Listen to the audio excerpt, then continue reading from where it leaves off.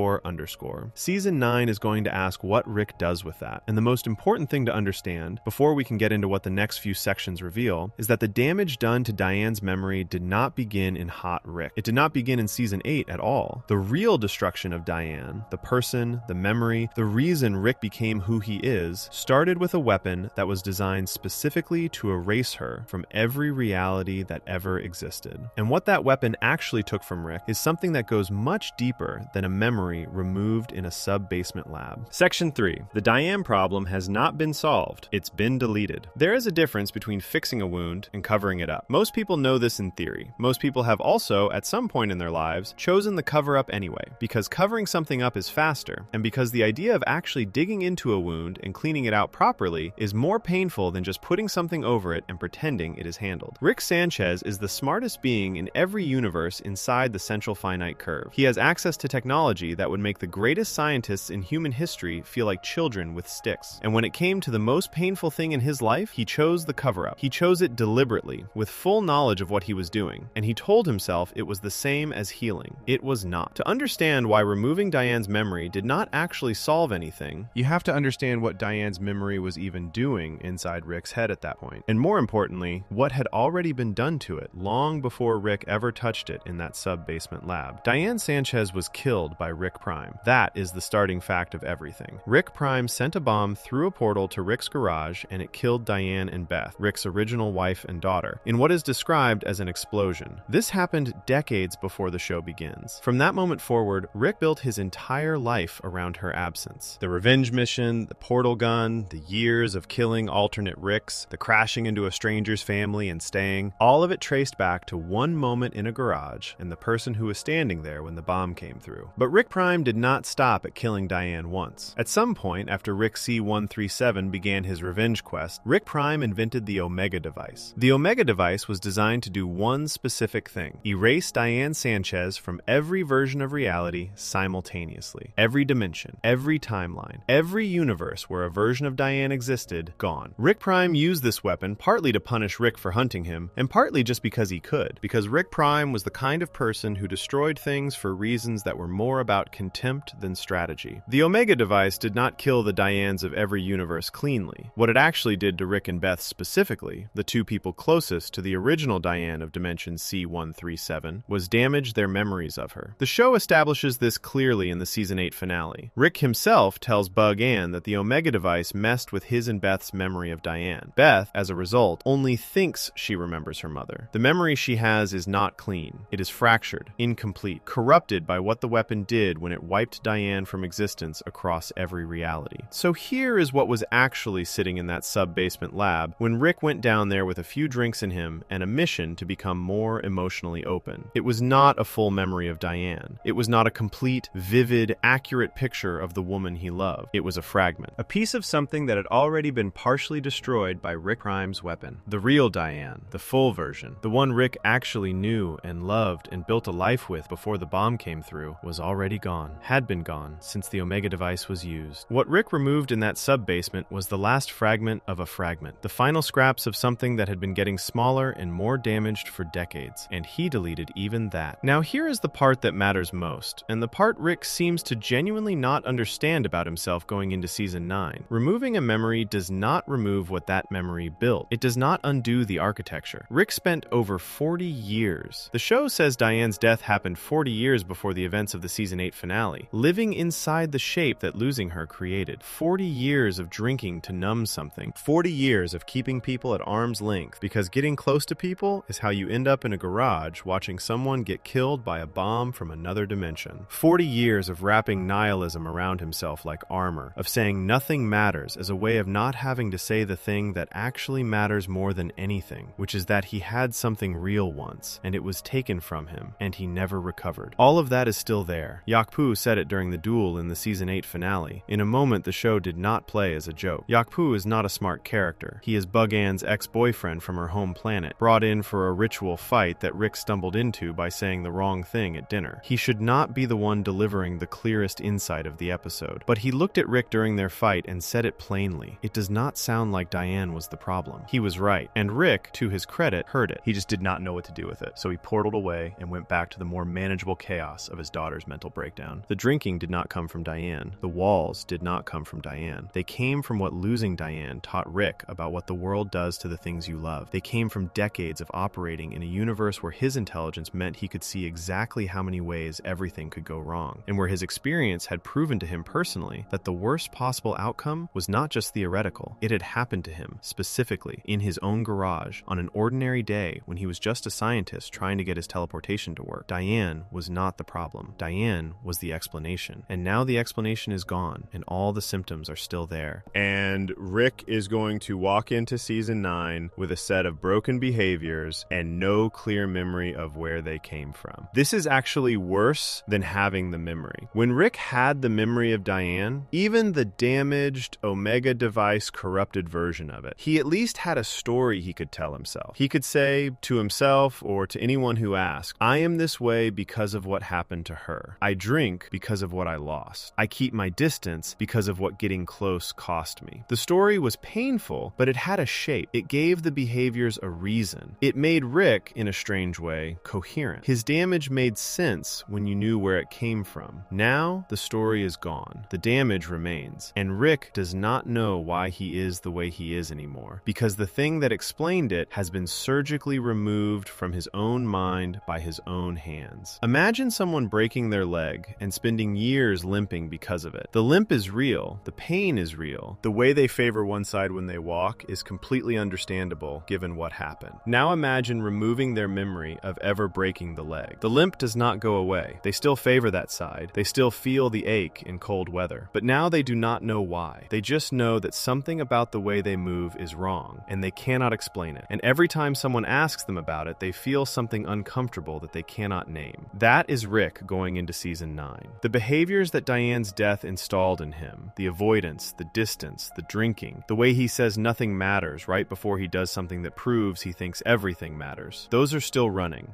They are running in a person who has deleted the reason they started, which means he cannot examine them, cannot trace them back to a source, cannot stand in front of a memory and say, this is where it began, and figure out from that where it needs to end. He just has the limping with no memory of the fall. And the thing that makes this even more painful is that Rick seemed to genuinely believe that removing Diane's memory was an act of courage. He wrote himself a note. He prepared for it. He did it alone, quietly, after a few drinks, which is how Rick does the things he is most scared of, by blurring the edges just enough to get through them. He woke up, read the note, and immediately called Bug Ann. In his mind, this was progress. This was him doing the work. This was Rick Sanchez choosing to move forward instead of staying frozen. But moving forward from grief requires knowing what the grief was actually about. And Rick, even before he deleted the memory, did not fully know. He thought he was grieving Diane. He was also grieving the version of himself that existed before she died. The simpler man, the scientist in the garage, the person who had not yet learned what the multiverse does to people who let themselves love things. He was grieving a life he lost before it really started. He was grieving 40 years of choices made inside a revenge mission that he can never undo. The Ricks he killed looking for Prime, the family he left behind when his original Beth and Diane died, the central finite curve he built as a way of guaranteeing himself a world where his intelligence made him safe. All of that grief is still inside him. Diane's memory was not where it lived. It was just the address Rick thought it was at. So when Rick walks into season 9 as a man who is, by his own declaration after the events of the finale, more emotionally open, that openness is built on a misunderstanding. He thinks he removed the obstacle. He actually removed the map. He no longer has access to the story of himself that would let him understand his own behavior well enough to change it. He is open in the way a house is open when all the walls have been knocked down. There are no more barriers, but there is also no structure, and something has to hold the roof up. This is the foundation season 9 is working with. A Rick who believes he has done the hard thing, who has actually done a version of the hard thing that bypasses the actual work, who is walking around with 40 years of damage and no explanation for any of it. Before we move on, if you're enjoying this analysis, please consider subscribing. It helps the channel tremendously. What makes this especially complicated going forward is that the damage does not just live in Rick, it lives in the people around him. In Beth most directly, but also in the family as a whole. Because the thing Rick did not fully understand when he made himself more emotionally open is that his openness does not stay contained to Rick. When Rick opens up, the pressure goes somewhere. And in the season 8 finale, it went directly into Beth's head, which raises a question that section 4 is going to have to sit with. If Rick's attempt at healing broke his daughter, what exactly is Bug Ann, the one relationship Rick was actually trying to build, supposed to do with a man who cannot keep his own emotional fallout inside his own walls? Section 4, Bug Ann and the commitment problem. There is a specific kind of person who is very very good at being alone. Not lonely, alone. There is a difference. Lonely people want connection and cannot find it. People who are good at being alone have usually trained themselves over a long time and through enough pain to not want it anymore, or at least to want it less than they want the safety of not having it. They have rearranged themselves around the absence of closeness so completely that the rearrangement starts to feel like personality. They are not shy. They are not cold exactly. They are just people who have learned somewhere along the way that getting close to someone is a transaction with a very bad track record, and who have quietly decided that the transaction is not worth making. Rick Sanchez is one of these people. He has been one of these people for so long that it has stopped looking like a choice and started looking like just who he is. Bug-Ann changed something about that. Not completely, not even mostly, but enough that the show treated it as significant, and enough that understanding what Bug-Ann was and what she represented to Rick is essential to understanding what Season 9 is walking into now that she is not answering his texts. Bug-Ann is not a new character introduced in Season 8 just to give Rick a love interest. She has been in the show before. She fought alongside Rick at the Battle of Blood Ridge, which is the major rebellion against the Galactic Federation that the show has referenced multiple times across its run. She was part of the Defiance, the group Rick, Bird Person, and Squanchy fought with in their younger years, before the rebellion ended and everyone scattered into their separate versions of whatever came next. Bug-Ann knew Rick before he was the version of himself the Smith family knows. She knew him when he was still angry and raw and newly purposeless after losing Diane, when the revenge mission was young and the damage was fresh rather than calcified. That history matters. Scott Martyr, the showrunner, explained after Season 8 ended exactly why the writers chose Bug-Ann specifically as the person Rick would allow himself to get close to. The question the writers kept asking themselves was, who could live up to Diane in Rick's mind? Because Rick had spent so long with Diane as the standard, even a damaged and partial memory of her, that anyone new would be measured against something they could never fully reach. The answer they landed on was that the right person was not someone trying to replace Diane at all. Bug-Ann worked because she was not a romantic fantasy. She was a colleague, a fellow soldier, someone vetted by shared history rather than new feeling, someone who knew Rick at different stages of his life and was not frightened by any of them. Martyr described it as easy, not passionate, not overwhelming, not the kind of love story that announces itself with dramatic music and big declarations, just easy, which, for Rick Sanchez, might actually be the only kind of closeness that has a realistic chance of surviving contact with him. And Rick felt this. The show makes clear that Rick was calmer throughout Season 8 because Bug-Ann was there, privately, in the background. He was not advertising the relationship. He was not bringing her home to meet his family or talking about her at dinner. He was nurturing something quietly, in a way that kept it safe from the parts of his life that tend to break things. The writers described it as Rick keeping it separate and protected, a small, manageable version of closeness that he could sustain precisely because he had not yet let it grow into something that required real vulnerability. That is the key word, manageable. Rick is excellent at managing things. He is the greatest manager of systems, problems, and situations that has ever existed across every dimension he has traveled through. What he cannot manage is the moment when a system stops being manageable and starts being real. The moment when a person he has been keeping at a comfortable arm's length asks to move one step closer, and the moving requires him to actually show up rather than just maintain.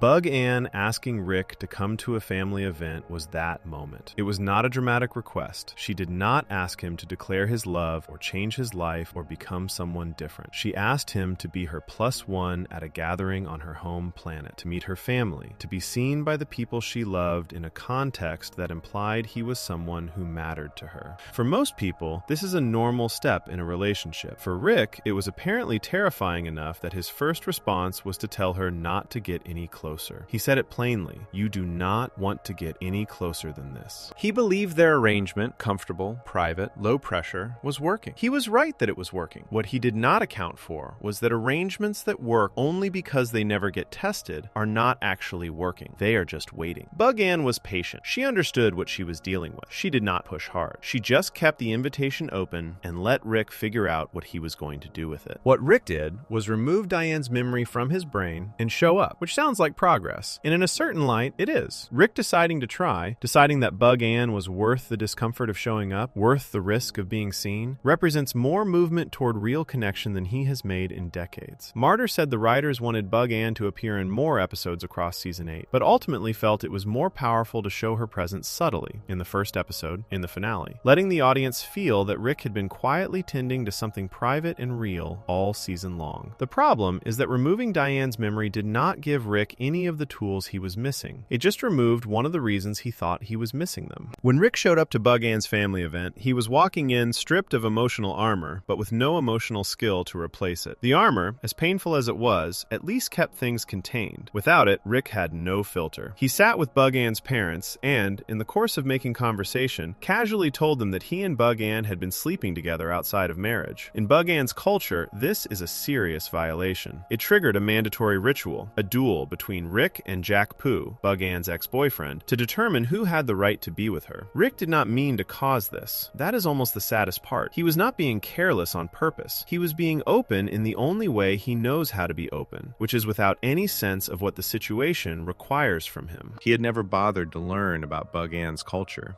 He had never researched the traditions of the people who mattered to her. He had been in a relationship with her long enough that meeting her family was the next natural step, and he showed up knowing almost nothing about who she actually was outside of who she was to him. This is commitment failure in its most honest form. Not dramatic, not cruel. Just a person who never fully turned towards someone they were supposed to be turning toward, and who got caught in that moment of not having done the work. During the duel itself, the conversation between Rick and Bug Ann cuts through the noise of the fight and gets to what is actually happening. Bug Ann told Rick he did not have to remove Diane from his memory. She never asked for that. She was not competing with a memory. She was asking for presence, for effort, for basic research into who she was as a person. Rick removing Diane was his solution to a problem that was not actually about Diane. And then Jack Pooh, in the middle of a death duel he had been pulled into because of Rick's social failure, said the thing that landed. It does not sound like Diane was the problem. Rick portaled out. He did not surrender. He did not finish the fight. He left mid-duel, mid-argument, mid the most important moment of a relationship he had been quietly building for an entire season. He portaled out because there was a more urgent crisis at home, and the urgency gave him a reason to go. But the urgency did not create the departure. The departure was already happening. The crisis just made it look like a decision instead of a retreat. After everything else that happened in the finale, reviving Space Beth, talking Beth down from the edge, saying goodbye to Memory Rick and Memory Diane in the floating habitat he sent into space, Rick checked his phone. He had sent Bug Ann one word, "Hey." She did not respond. That single unanswered text is one of the most quietly devastating images the show has produced in years. Not because a text going unanswered is a tragedy, but because of what it took Rick to send it. Rick Sanchez, a man who told someone directly that they should not get any closer to him, who spent an entire season keeping a relationship quietly managed and safely contained, who surgically removed a 40-year-old memory from his own brain as his version of opening up, sent one word to the person he had just failed in every direction available. Hey. It is the smallest possible gesture. It is also, for Rick, enormous, and she did not answer. Season 9 is inheriting this. Not a closed door necessarily. Bug Ann not responding is not the same as Bug Ann being gone forever, and the show has a history of bringing characters back in unexpected moments. But it is inheriting a Rick who made his most genuine attempt at closeness by his own deeply limited standards and watched it fall apart in real time because the attempt was built on the wrong foundation. He thought removing Diane fixed the problem. He thought showing up fixed the problem. Neither was the problem. The problem is something Rick has never named for himself and may not even fully have access to after removing the one memory that pointed toward it. The problem is that Rick genuinely believes, somewhere underneath all of the intelligence and the armor and the nihilism, that he does not deserve a happy ending. He said it himself in the season 8 finale in almost those exact words. Letting Memory Rick and Memory Diane have each other in their little floating habitat. He framed it as them getting the ending that he does not get. He said it like a fact, not bitterly, not dramatically, just as a statement about how things are distributed in a universe that has not been particularly generous to Rick Sanchez. A person who believes they do not deserve good things will find a way to make sure they do not get them. Not on purpose, not consciously, but the belief runs underneath the behavior and shapes it. Rick blurting out the wrong thing at Bug Ann's family dinner, Rick never learning her cultural traditions, Rick portaling out mid-duel. None of this was intentional self-destruction, but all of it served the belief. All of it resulted in Rick being alone at the end of the episode, which is where the belief says he belongs. This is what season 9 has to deal with. Not just a man man without a mission, not just a man without his grief, a man without the ability to hold on to closeness, even when someone patient and experienced and genuinely willing is standing right in front of him offering it. A man who was given the safest possible version of a second chance, with someone who knew him, who had low expectations, who was not asking for anything impossible, and still found a way to be standing alone by the end of the night. Bug Ann may come back. The story between them may not be finished, but the pattern that ended the season 8 finale on a silent phone is not a Bug Ann problem. It is a Rick problem. And it connects directly to something much older and much more structural than any single relationship. The fact that Rick's chosen family, the one he inserted himself into decades ago for reasons that are now gone, may not be as stable a foundation as it looks from the outside. Before we move on, if you're enjoying this analysis, please consider subscribing. It helps the channel tremendously. Because the Smith family has held Rick together through seasons of chaos and revenge and multiversal disaster, but the way they hold together has always been built on a specific understanding of who Rick is and what he needs. And the Rick walking into season 9 is different enough from all previous versions that the family dynamic itself is going to be tested in ways it has never been tested before. Starting with the truth about Rick's connection to this family that most people watching the show have absorbed without fully examining. Section 5. Rick C-137's borrowed family and what it actually means. Most people who watch Rick and Morty think of the Smith family as Rick's family. That is the natural assumption. He lives in their garage, he goes on adventures with their son, he argues with their father at dinner, he cries at his daughters doing impressive things, he talks Beth down from ledges. He has been present, in his chaotic and often destructive way, for years of their lives. The show is named after him and the boy he drags around the universe. Of course this is his family. Except it is not. Not technically. Not in the way that word usually means. Rick Sanchez, of dimension C-137, had a family once. A real one in the biological sense. A wife named Diane and a daughter named Beth, born in his original dimension, living in his original house. Part of his original life before Rick Prime sent a bomb through a portal and ended all of it. That Beth and that Diane are gone. They have been gone for decades. They are not coming back. Rick Prime made sure of that, and then made doubly sure by using the Omega device to erase versions of Diane from every reality that ever held one. The Beth that Rick lives with now is not his Beth. She is a different Beth from a different dimension. Her original father, the Rick who was supposed to be her father, the Rick from her dimension, known as Rick C-131, abandoned her when she was a child. He left. He was gone for 20 years. Beth grew up without a father because her actual father chose not to be there. Rick C-137 is not her father. He is a different Rick who crashed into her life and stayed. This is confirmed canon. The show establishes it clearly across multiple seasons, most directly in the season 5 episode called Rick Mirai Jack, which lays out the full history of who Rick C-137 is and how he ended up with this particular family. Rick found out where Rick Prime had originally come from. He discovered that Prime had a daughter, a Beth, who had been abandoned. Rick flew to that Beth's house and inserted himself into her life, presenting himself as the father who had finally come back, hoping that eventually Rick Prime would return to check on the family he had left behind. Rick stayed close, waiting. Rick Prime never came back to that house, but Rick stayed anyway. He stayed because somewhere in the years of sitting in that garage and going on adventures with that Morty and arguing with that Jerry and watching that Beth try to hold her life together, something shifted. The transaction became something else. The waiting became something else. Rick C-137, a man whose original family was dead, had accidentally built something that felt like a replacement. Not a copy, not a substitute, but a new version of the thing he had lost. Different people, different dimension, but the same shape of connection. The same feeling of mattering to specific people in specific ways. The revenge mission held this together. Not consciously, not as a formal arrangement, but structurally. As long as Rick was waiting for Rick Prime, there was a reason to stay in this house with this family. The mission kept him anchored. Every season of adventures, every crisis,